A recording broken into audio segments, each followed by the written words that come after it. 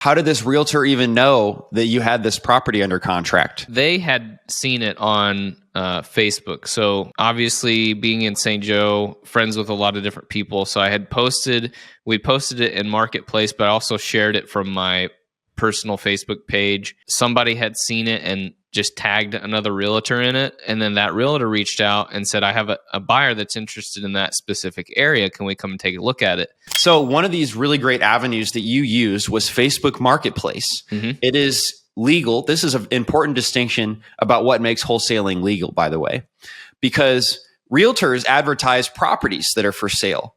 And they can do that because they are licensed to do so. If you're not a realtor, you can't advertise somebody else's property unless you have an equitable interest in the property yourself. That's why you can advertise your own property and list your own property for sale. But if you have the property under contract, you now have an equitable interest in that property, which is why you have to have the property under contract, and then you can post it on Facebook Marketplace exactly like you did. Yeah, no marketing prior to having the signature. The DealMachine REI Podcast. Everything you need to know to get started in real estate investing.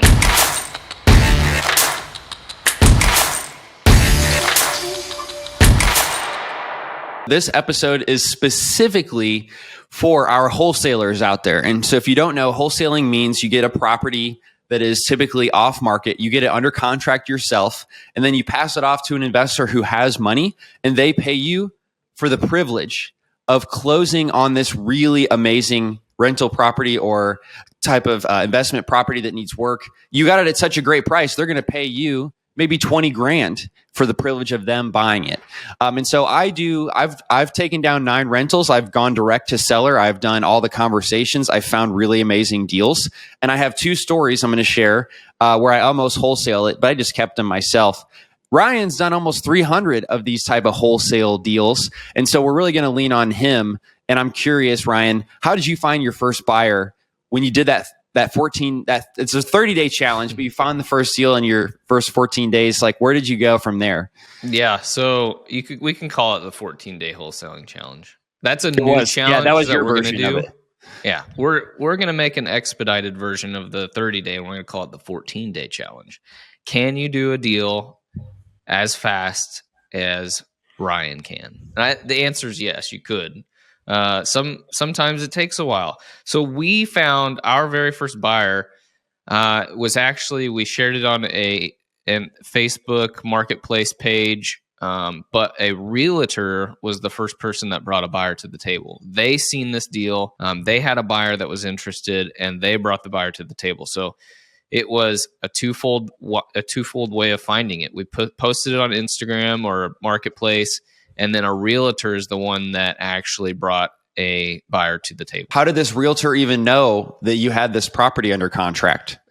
They had seen it on Facebook. So obviously being in St. Joe, friends with a lot of different people. So we posted it in Marketplace, but I also shared it from my personal Facebook page. And somebody had seen it and just tagged another realtor in it. And then that realtor reached out and said, I have a buyer that's interested in that specific area. Can we come and take a look at it? And so that was how we did it. We met them there, the realtor and the investor. We met them on site. They walked the property together.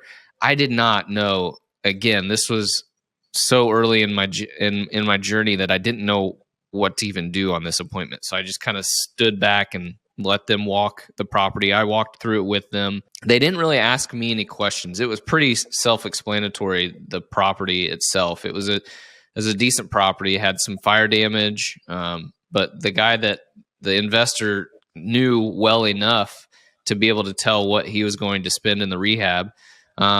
And yeah, so that's what ended up happening. And after they left the appointment, they did not make an offer right at the beginning or at the end of that appointment, which made me nervous because I'm like, man, they don't want it. But it was like the next day they came back and said, hey, they'd like to submit their offer at, I'm wanting to think they said like 8,000. And we quickly just said I think 8,000 was what we had it under contract for.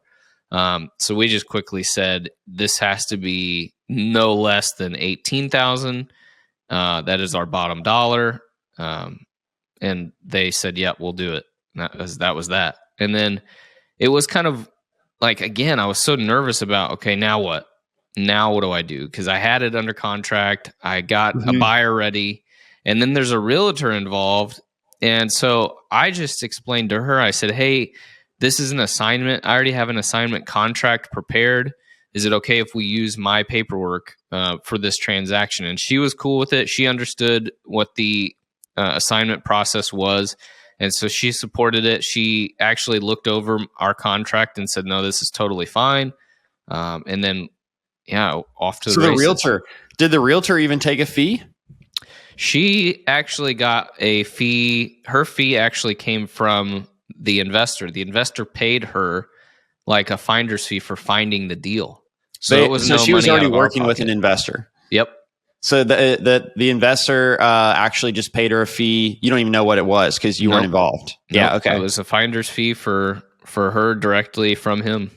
Got it. So one of these really great avenues that you used was Facebook Marketplace. It is legal. This is an important distinction about what makes wholesaling legal, by the way, because realtors advertise properties that are for sale, and they can do that because they are licensed to do so. If you're not a realtor, you can't advertise somebody else's property unless you have an equitable interest in the property yourself. That's why you can advertise your own property and list your own property for sale. But if you have the property under contract, you now have an equitable interest in that property, which is why you have to have the property under contract, and then you can post it on Facebook Marketplace exactly like you did.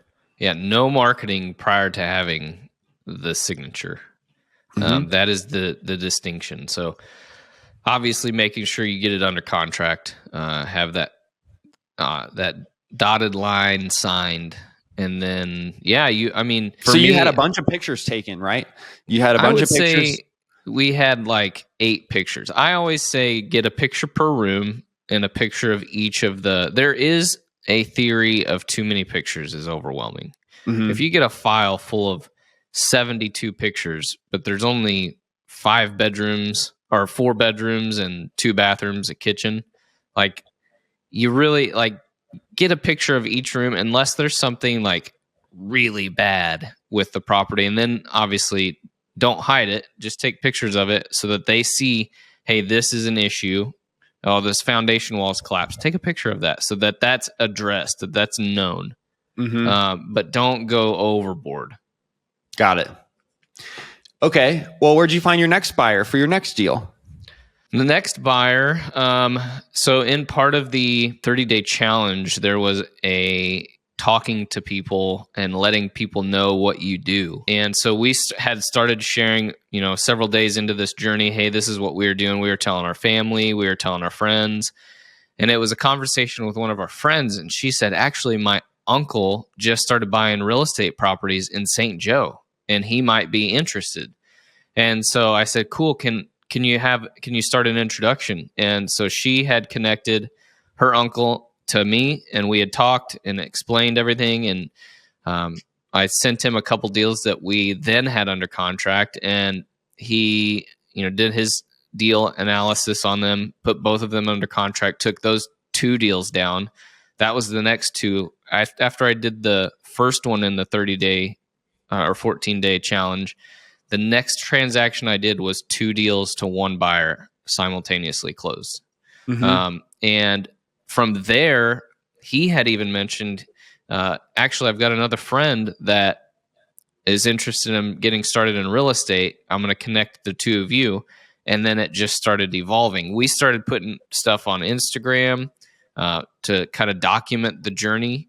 But our first 3 buyers, one was a realtor's referral. The next one was a referral from a friend. And then the referral after that was another referral from another investor. So the word just started spreading through who we were working with.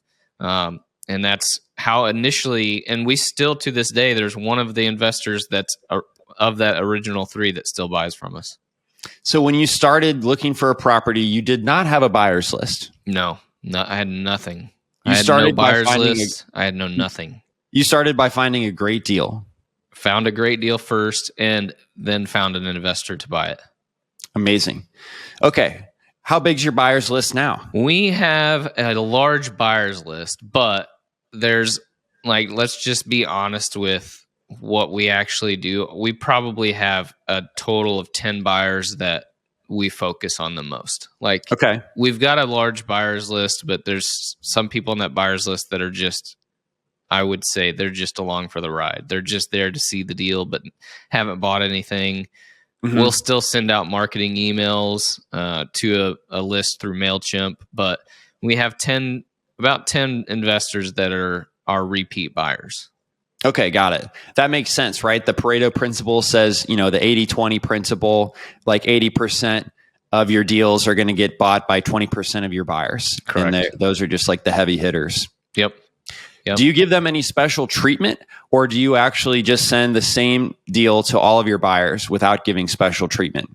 When I started that first deal, there was no special treatment involved at all. It was just, here's the deal. This is what it was. And I should have stuck with that, but I had a mindset of I'm trying to establish a relationship with some of these people. So I started to kind of scale back a little bit on the assignment fees. And if these guys I had one guy that bought 16 properties from me in my first year. And for him, I just agreed that I would reduce my assignment fee because he was buying pretty much everything that I was bringing to him. We agreed to have a reduced assignment fee. Now, if I could do it all over again, I would just stick to the base assignment fee was consistent for everyone, because it's one of those things I didn't know until I knew. But one of the very first things that I fixed in my journey, 2 years in, was raising my assignment fee back up, because I had gotten to a point where I was just comfortable and complacent accepting low assignment fees. Some of them were even under $5,000. But that was a point that I'm like, man, I could literally do less deals and make more if I would just bring my assignment fee back up, because I was still analyzing the deals with a $5,000 to $10,000 assignment fee. But then I would go under that to build relationships with a buyer that would be consistent. So in reality, I should have kept the assignment fee as the assignment fee. My base would have been $5,000 no matter what, because that's what I ran the numbers on. If I had done that, I would have been able to work a little bit less and not have to do as many deals to do the same amount of money. Thanks for listening to the DealMachine Real Estate Investing Podcast. Please leave us a review and follow along wherever you're listening to your podcast.